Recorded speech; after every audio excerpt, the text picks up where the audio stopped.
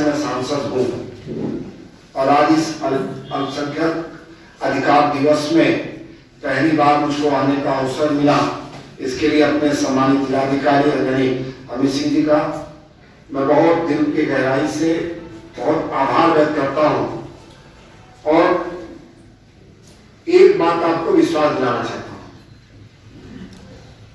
जैसा कि वक्ता ने एक बात कही, आपकी सरकार, मैं क्षमा के साथ निवेदन के साथ कहता हूँ, मैं सांसद कौशाम्बी का हूँ। जिसने वोट दिया मैं उसका भी सांसद हूँ, जिसने नहीं दिया मैं उसका भी सांसद हूँ। यह सरकार जिसने वोट दिया उसकी भी सरकार है, जिसने वोट नहीं दिया ये उसकी भी सरकार है। दूसरी बात, मन से बात कही गई जो मन को पीड़ा देने वाली है। आपकी सरकार, सरकार हमारी नहीं है। देश के संविधान के अनुसार मताधिकार के अधिकार पर बनी यह सरकार है। इसलिए सरकार आपके मन मस्तिष्क में इस बात का पूरी तरह से आत्मसात करना चाहिए कि यह सरकार आपकी भी है। इसलिए बोलते समय कार्य व्यवहार में ऐसे किसी बात की चर्चा ना आए जिससे कि सुनने और कहने में दोनों अच्छा ना लगे। एक विषय आया था स्वेटर वितरण का, माननीय जिलाधिकारी से मैंने बात कर लिया है। सभी विद्यालय में स्वेटर वितरण का कार्यक्रम, सबको स्वेटर दिया जाएगा। बहुत बहुत बधाई हो। दूसरा, आज इस अल्पसंख्यक कल्याण अधिकार दिवस पर मैं आप सबको बधाई देता हूं और साथ ही साथ कौशाम्बी कैसे सुंदर बने, कौशाम्बी का कोई बच्चा अशिक्षित न रहे, कौशाम्बी का कोई नौजवान बेरोजगार न रहे, यह चिंता सरकार की भी है और मेरी भी है। इसलिए इस अधिकार दिवस पे मैं आने पे आपको बधाई भी देता हूं और फिर कहता हूं, आप अपने मन और मस्तिष्क से इन बातों को निकालिए। जब चुनाव आएगा तब चुनाव की बात की जाएगी। और वैसे भी 6.5 साल की सरकार में चाहे देश की यशस्वी प्रधानमंत्री जी के नेतृत्व में सरकार बनी हो और चाहे उत्तर प्रदेश के योगी जी के नेतृत्व में सरकार बनी हो, हमने कभी कोई ऐसा काम नहीं किया, हमने कोई ऐसी नीति नहीं बनाई, हमने ऐसा कोई नियम नहीं बनाया कि एक को खुश किया जाए दूसरे को नाराज किया जाए। हमें जो राष्ट्र हित में है, समाज हित में है, मानव हित में है, हमने वही काम किए।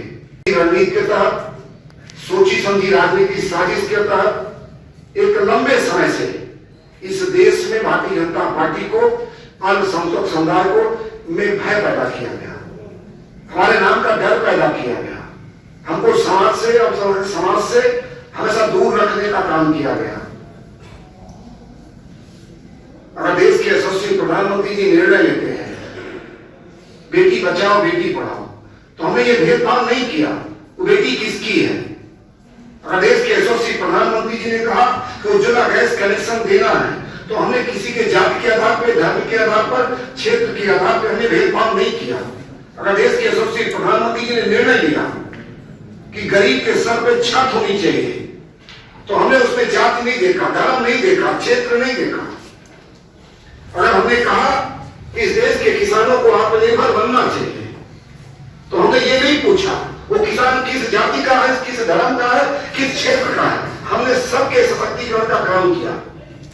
अगर देश के यशस्वी प्रधानमंत्री जी कहते हैं कि इस देश की बेटी को बचाना भी है, देश की बेटी को पढ़ाना भी है और इस देश की बेटी को बढ़ाना भी है, तो हमने जाति के आधार पर, धर्म के आधार पर, क्षेत्र के आधार पर पूर्ववर्ती सरकारों की तरह आपको वोट बैंक के रूप में प्रयोग नहीं किया।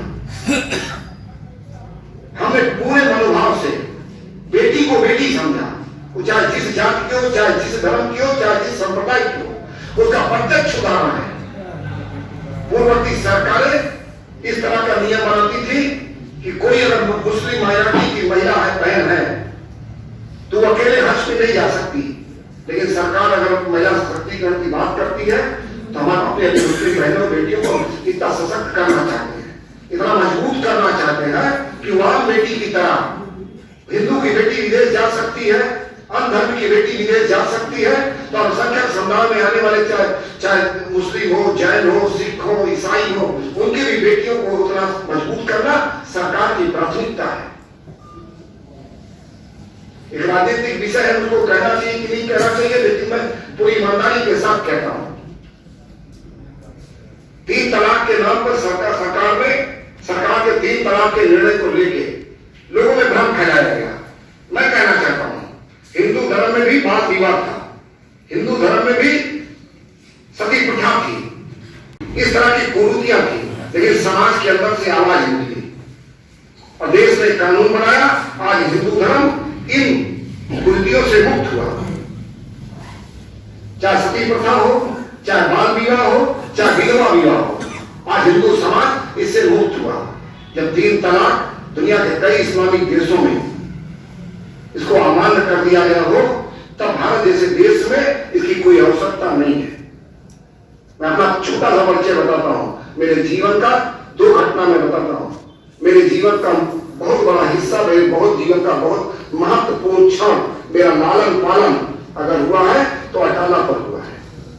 यहाँ के जो शिक्षक थे वो फतेहपुर के मुस्लिम भाई थे और संस्कृत के विद्वान थे। हम लोग 9 विद्यार्थी थे, 8 विद्यार्थी मैं मुस्लिम समाज से, 1 मैं हिंदू समाज से था। मेरे शिक्षक भी मुस्लिम समाज से थे। उसके अलावा मेरे जीवन का जवानी का लंबा समय मऊ में बीता है, जहां पे माइनॉरिटी की बड़ी संख्या है। मेरे विषय में वहां भी बता रही, हम लोग किसी चीज से पूर्वाकर्षित नहीं है, पूर्व पीड़ित नहीं है। जब हम ये कहते हैं कि जिसने वोट दिया सरकार उसकी भी है, जिसने वोट नहीं दिया सरकार उसकी भी है, तो इस बात को रख के आप आगे आइए, अपने समाज के लिए, अपने नौजवान के लिए, अपने बेटियों के लिए आप आगे आइए। आपका स्वागत है, आपका अभिनंदन है। अब अगर आप ऐसी कोई योजना लेके आते हैं जिससे आपके पूरे समाज का कल्याण हो, पूरे समाज के बेटी बेटियों को शिक्षा मिले, पूरे समाज के बेटियों को रोजगार मिले, समाज में शिक्षा कैसे बढ़े, तकनीकी शिक्षा का प्रसार कैसे हो, तो निश्चित रूप से मैं आपको विश्वास दिलाता हूं, अगर इस तरह की कोई योजना लेकर आप सामने आते हैं तो जैसे मैं अन्य योजनाओं के लिए अपने को खपाता हूं, समाज के लिए संघर्ष करता हूं, आपके योजनाओं के लिए भी मैं उतनी ही मेहनत करूंगा, उतनी ही संघर्ष करूंगा और इस योजना को जमीन पे लाके हमको कौशाम्बी में इंतजार करता है। कौशाम्बी सूफियों की धरती है और कौशाम्बी का इतिहास बहुत गौरवशाली और वैभवशाली इतिहास है। इसलिए मैं आपसे सहयोग भी मांगता हूं और आपको भरोसा भी दिलाता हूं कि अगर आप कोई योजना लेके आते हैं अपने अधिकारी के माध्यम से, व्यक्तिगत माध्यम से, तो आपका स्वागत है। मेरे पास सीधे कई योजनाएं हैं। प्रधानमंत्री राहत कोष से पैसा दिलवाना, आपके क्षेत्र के विकास की कोई बात हो तो मेरे दरवाजे से सबके लिए खुले हैं, आप सभी के लिए भी खुले हैं। इस बात को इतने अवसर पर पूरा मैं इस अल्पसंख्यक अधिकार दिवस पे आपको बधाई देता हूं और हम आशा करते हैं कि आपके नेतृत्व में, इस सरकार के नेतृत्व में, इस जिला प्रशासन के नेतृत्व में आपका अधिकार भी सुरक्षित रहेगा और आपकी वर्तमान पीढ़ी और आने वाले जो बेटियां नौजवान हैं उनको भी पूरे अधिकार के साथ, पूरे सम्मान के साथ अपने जीवन को जीवन यापन करें। ऐसी विश्वास दिलाते हुए आप सभी का आभार व्यक्त करते हुए अपनी बात पूरी करता हूँ। विभाग की तरफ से हमारे यहाँ जो योजनाएं चलाई जाती है उनमें से जो सबसे महत्वपूर्ण योजना है वो छात्रवृत्ति योजना है और यही योजना भारत सरकार के द्वारा एवं राज्य सरकार के द्वारा दोनों के माध्यम से संचालित होती है। भारत सरकार द्वारा प्री मैट्रिक, पोस्ट मैट्रिक और मेरिट कम 3 योजनाएं हैं। कक्षा 1 से 10 तक के लिए प्री मैट्रिक है, कक्षा 10 से ऊपर के लिए पोस्ट मैट्रिक है और ऐसे बच्चे जो व्यवसायिक कोर्स कर रहे होते हैं उनके लिए मेरिट कम है। इन योजनाओं के अंतर्गत हमारे विभाग के माध्यम से जो भी हमारे पास छात्र छात्राएं होते हैं, जो भी छात्र छात्राएं होते हैं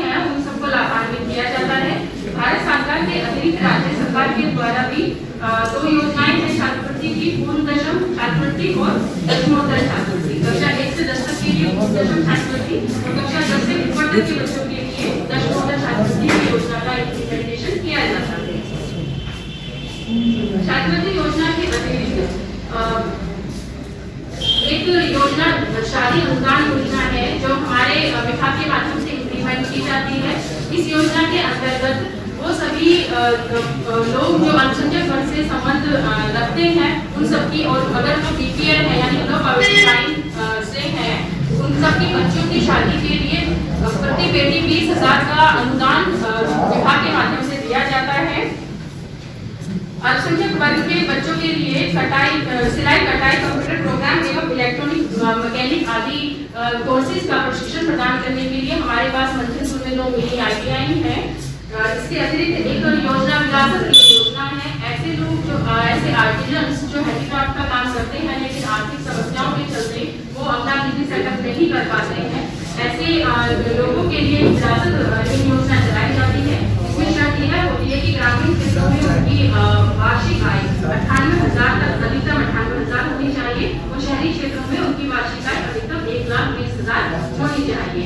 इस योजना के माध्यम से उन सभी लोगों को जो बीपीएल है और अपना निजी सेटअप करना चाहते हैं सस्ती दरों पर, पुरुषों के लिए 5% और महिलाओं के लिए 4% ब्याज दर पर ऋण प्रदान किया जाता है। इसमें अधिकतम 10 लाख तक का ऋण प्रदान किया जा सकता है।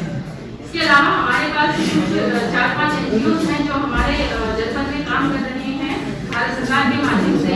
वो सभी NGOs जिनके बारे में मैंने भी आप लोगों को जिनके नाम भी नोट करवाए थे, ये स्वास्थ्य शिक्षा से संबंधित प्रदान करते हैं। तो ये कुछ योजनाएं हैं जो हमारे विभाग के माध्यम से यहाँ पर संचालित की जाती हैं। यहाँ पर जितने भी मदरसा से संबंधित जितने भी लोग उपस्थित हैं वो सभी इसके बारे में जानकारी पहले से रखते हैं। और एक संक्षिप्त विवरण मैंने अभी आपको प्रदान कर दिया है।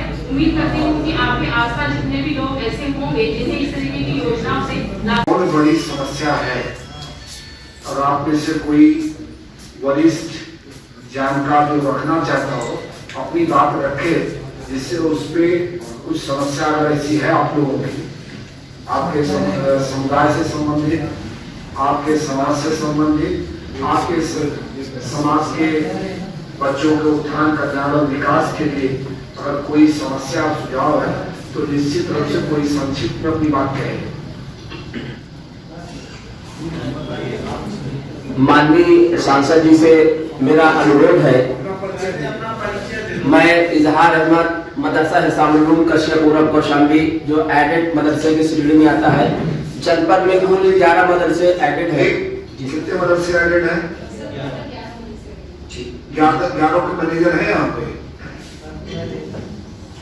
या 4 लोग तो भैया अभी, क्योंकि लोगों को नमाज पढ़ने जाना है। रुको जरा सा, रुक गया। हाँ हमें बताइए। प्रिंसिपल आया, कुछ मैनेजर भी आए। सभी की स्टाफ सर मौजूद है, कोई न कोई उस मदरसे से आए, अन्य के भी मदरसे आए हैं। उसी 11 एडेड की कड़ी में से मैं भी एक कड़ी हूँ। मदरसा हिसामुल कश्यपुरम कौशाम्बी मूरतगंज के करीब है उसमें। जी सर। कितने बच्चे हैं सर? उसमें 1 से 8 तक में 200 बच्चे कितने हैं टोटल? 273 बच्चे सर। 273 बच्चे। जी सर। बच्चियां कितनी हैं? बच्चियां सर उसमें 143 बच्चियां हैं। बोलिए सर। मेरा अनुरोध ये है कि जैसे प्राइमरी में भी बच्चों को स्वेटर वितरण होता है, अगर सर आपके माध्यम से इन गरीब बच्चों को भी स्वेटर और जूता मोजा का वितरण हो जाए तो बहुत बहुत बधाई। आज अल्पसंख्यक के दिवस में हम लोगों की प्राप्त हो जाए तो मेरा बहुत बहुत सौभाग्य आज का दिन हो जाए। आज आपके कार्यक्रमों के द्वारा ये मेरा अनुरोध है।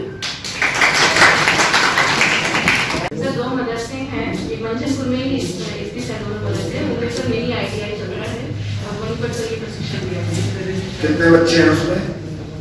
प्रधानाचार्य आए हैं मंझनपुर में स्थित दोनों मदरसे जहाँ पर चल रही जानकारी में है, आपको बताएं क्या है? जी सर, एक स्कॉलरशिप योजना है जो भारत सरकार के माध्यम से चलाई जाती है और इसके अलावा मदरसा आधुनिकीकरण जिनमें साइंस। ये रेगुलर योजना है? जी सर, ये रेगुलर। इसके अलावा जो योजनाएं चलती हैं, चाहे हुनर हाट की हो, ठीक है, ठीक है, और बहुत सारी योजनाएं हैं भारत सरकार की। सर मदरसा आधुनिकीकरण योजना जो चल रही है जिसमें मैथ साइंस और जिनकी अभी उन्होंने समस्या उठाई थी, मैथ साइंस और लैंग्वेजेस पढ़ाने के लिए टीचर्स की नियुक्ति होती है और उनका मानदेय भारत सरकार में बढ़ रही है। आप केवल मानदेय पे रखिए, मानदेय से बाहर आइए। पहले तो आज आप नोट कर लीजिए, 3 दिन 1 सप्ताह जितना समय ले, ठीक है, लेके भारत सरकार के अल्पसंख्यक मंत्रालय के वेबसाइट पे जाके एक नई अनेक योजनाएं हैं, ठीक है। एक वो उस्ताद बुजुर्ग की योजना है, जानकारी है आपको? नई रोशनी है, उस्ताद है, हुनर हाट है, सर उसका इम्प्लीमेंटेशन हमारे जिले में चल भी रहा है। 4 एनजीओ और तो पूछ रहा हूँ 4 एनजीओ कौन है? सर एक है doctor Bhimrao Ambedkar welfare society, जल एवं कृषि विकास संगठन, भास्कर सेवा संस्थान, कृषि विकास एवं मानव कल्याण संस्थान। सर ये है जो अपने प्रोग्राम आप इसको नोट कर लें और जितनी योजनाएं चल रही हैं जो जिले लागू हो उसको लेकर हम चर्चा करें, ठीक है ना? ठीक। और जो रटी रटाई योजनाएं हैं जिनका लक्ष्य है, जिनका टारगेट है, उसको पूरा करके इतनी मत करेंगे, कुछ नया करेंगे, कुछ हम लोगों को काम दीजिए। हम लोग बेरोजगार हैं, हम लोगों को काम दीजिए। बहुत अच्छी बात बोले सांसद जी। जो गवर्नमेंट ऑफ इंडिया की हमारी हम लोगों की ये रहता है कि जो नॉर्मल में पैसा आ रहा है हम उसको खर्च करें, पर गवर्नमेंट ऑफ इंडिया भारत सरकार बहुत ही इनोवेटिव योजनाएं लाई हैं। आप जो जैसे सांसद जी द्वारा मार्गदर्शन किया गया है, आप इसको स्टडी करके इस बार मेल दीजिए। आराम से, कोई प्रेशर नहीं, ठीक है? बहुत अच्छी लर्निंग होगी, ठीक है ना? कोई प्रेशर नहीं है, ठीक ठीक है। आधुनिक शिक्षकों की नियुक्ति जिनकी हुई है उनको मानदेय नहीं मिल पा रहा है भारत सरकार का। ये आप ही की पार्टी की हुकूमत जब अटल बिहारी जी प्राइम मिनिस्टर हुआ करते थे तब इस स्कीम को लॉन्च किया था पूरे भारत में मदरसों में कि दीनी शिक्षा के साथ बच्चे कंप्यूटर, विज्ञान, गणित, साइंस सबकी शिक्षा हासिल करें, तो उनको मानदेय मिल रहा था। इधर तकरीबन 5 साल से केंद्र से इनको मानदेय नहीं मिल रहा है। अब 5 साल से जब मानदेय नहीं मिल रहा है तो अब कैसे कल्पना की जा सकती है वो लोग कैसे शिक्षक जी रहे होंगे? सर एक मसला यह है, बात नहीं है, समस्या है जी। दूसरी बात ये सर, जब से यूपी में आपकी गवर्नमेंट आई है, यूपी के जो तमाम स्लॉटर हाउसेज हैं वो बंद कर दिए गए हैं। अगर आपसे हो सके सर तो इसमें लाखों लोग बेरोजगार हुए हैं जो अपना प्रदेश छोड़ के दूसरी जगह कहीं न कहीं काम करने चले गए या यही किसी तरह से परेशानी की हालत में है। गैर प्रतिबंधित जानवरों के लिए इसकी इजाजत होनी चाहिए। अगर आपसे हो सके तो मैं समझता हूँ आपका बहुत बड़ा एहसान होगा समुदाय को इस बार बाहर कराएं।